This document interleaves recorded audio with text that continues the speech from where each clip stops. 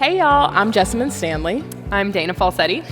And welcome to our fundamentals workshop, where we're going to go into all the details of how to break down a vinyasa and how to make a vinyasa style practice a bigger part of your life.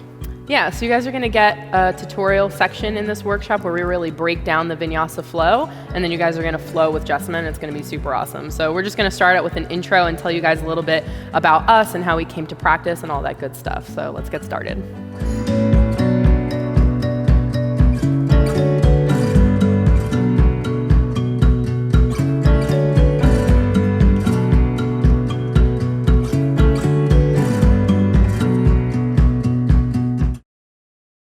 Hey guys, so I'm personally thrilled that y'all joined us today. This is one of my favorite classes to teach with Dana, especially because she and I both come from really different yoga backgrounds from the typical yoga experience. Like, we're not former dancers or gymnasts or, whatever the things are that people usually do before they start practicing yoga. And because of that, and especially because we also are larger bodied, we've had a lot of classroom experiences that have kind of made us more aware of certain issues that you might be having. And it's dope, since we're kind of different teachers, to be able to share our different perspectives and give you guys a really well-rounded idea of vinyasa yoga. Yeah. Yeah. Cool. So you want to tell them a little bit about? I want to talk to you guys more specifically about who I am and kind of where my practice came from, because I think that and I feel like I can't really see everybody, so I'm gonna back up a little bit. I think that it's a pretty important part of this, because sometimes if you come to yoga from a background that's a little bit more athletic, I think that it can be difficult to understand the emotional journey that can come along with the practice. And for me, it's always been an extremely emotional experience. When I first started practicing, I just started doing it because I was really depressed and I needed something to kind of pull me out of that. And this is an experience that I've noticed a lot of people go through, and not just at one specific time in their lives. And for me, it's something that my practice has helped me restore myself after so many different things that have continued to come up. It's never been about the physical experience of it. And I think that whenever you take yourself out of that need for physical validation, or the need to look a certain way, or to eventually have a body that feels a certain way, or whatever the fuck, as soon as you pull yourself out of that, then you're able to have a much more honestly worthwhile experience with the practice, because otherwise it's just really, really, really short, kind of short-sighted. And I feel like it's particularly kind of powerful for me to be able to have this experience with y'all in a room full of women, even if there are people of all different gender expressions at home.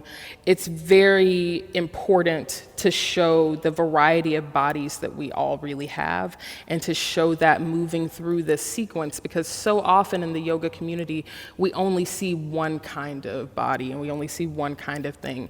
And it's not necessarily about showing only one other kind, but about showing a mix. And you guys are so beautiful to look at, and so well-rounded, and really representative of what the human condition is. And I think that, I don't know, I'm grateful that you've allowed me to be a part of your yoga story in the way that you will be a part of mine forever.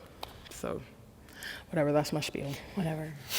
So I came to my yoga practice, honestly, I hear Jessamine talk about how she came from this place of depression, and I can look back on my life now and see that there were many times that I was depressed and didn't, recognize that that's what was happening. But honestly, I came to my yoga practice in a very similar way. I mean, really just trying to figure out how to be happy, which I guess is just another way of saying, how do I not stay depressed? Yeah.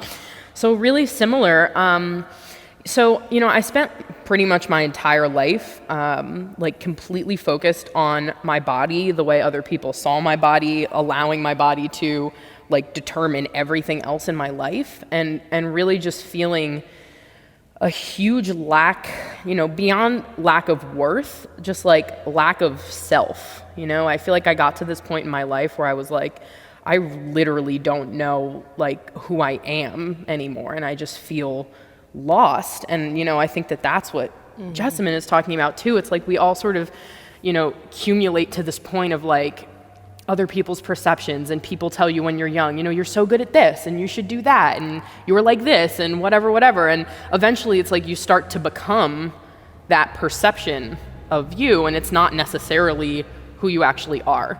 And that's the place that I was at in my life, just feeling like, okay, I've become this thing that like, this is just like not me, and I don't know who I am. And I always, like I said, you know, let my weight sort of define that. So I was like always trying to lose weight, always, because I just felt like I had to. Like nothing else in my life could start before I lost weight, you know? Can we do a pause? Has anyone else in here ever felt that like that your life is on pause until your body is different? Yeah. That's some real shit. That's so, real. I really did feel like that. It was like nothing else is going to happen until this happens. And so I chased that like for years, like my entire life. I went to fat camp, I did Weight Watchers, all the diets, personal trainers, everything. And, you know, it's not that nothing ever worked. Like I could lose 20 pounds, 30 pounds, whatever, and every single time gain the weight back and then some. And it took losing a significant amount of weight and then realizing that it still didn't make me happy to finally have the realization that that wasn't the thing that was actually creating all the bullshit. And I said this in class yesterday, and, you know, we create that bullshit ourselves. And that's when I started practicing yoga. I was sort of like, okay, this is like my last resort. What am I going to do?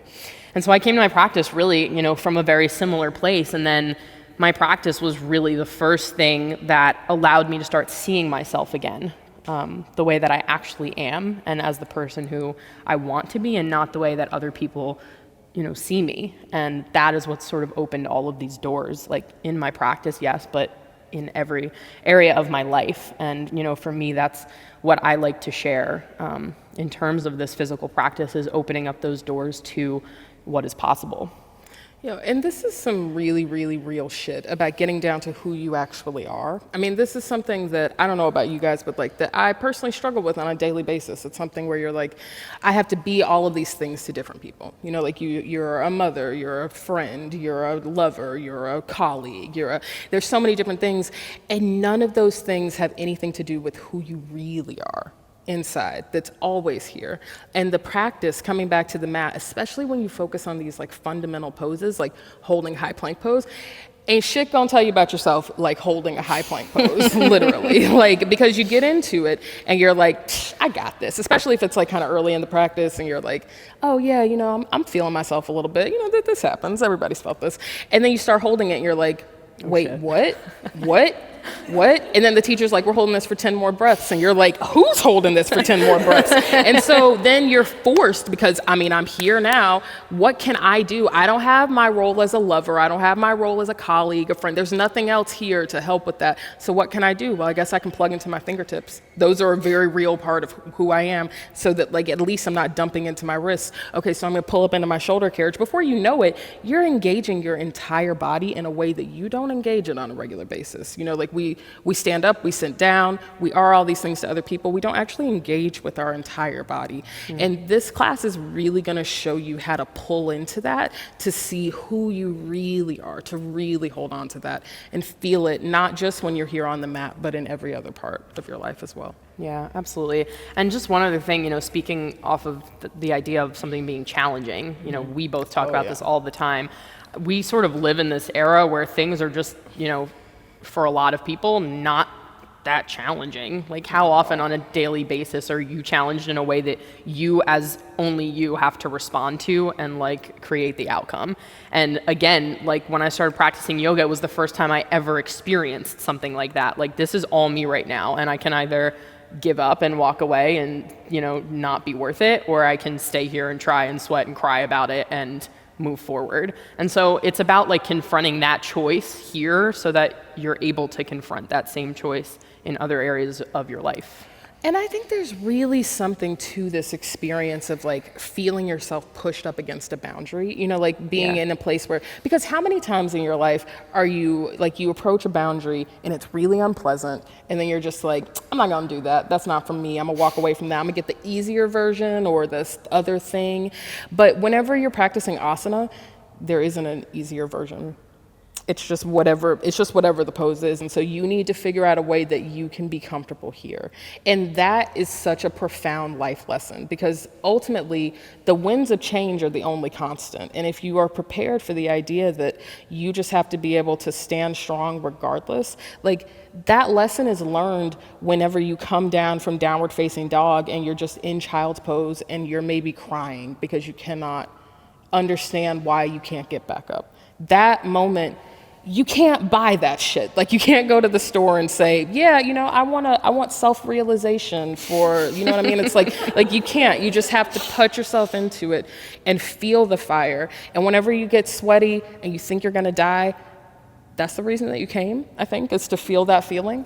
And I mean, I think that as long as you're open to embracing that feeling and really just owning it as the epitome of your strength, then you get a lot out of this, a lot out of it. Word.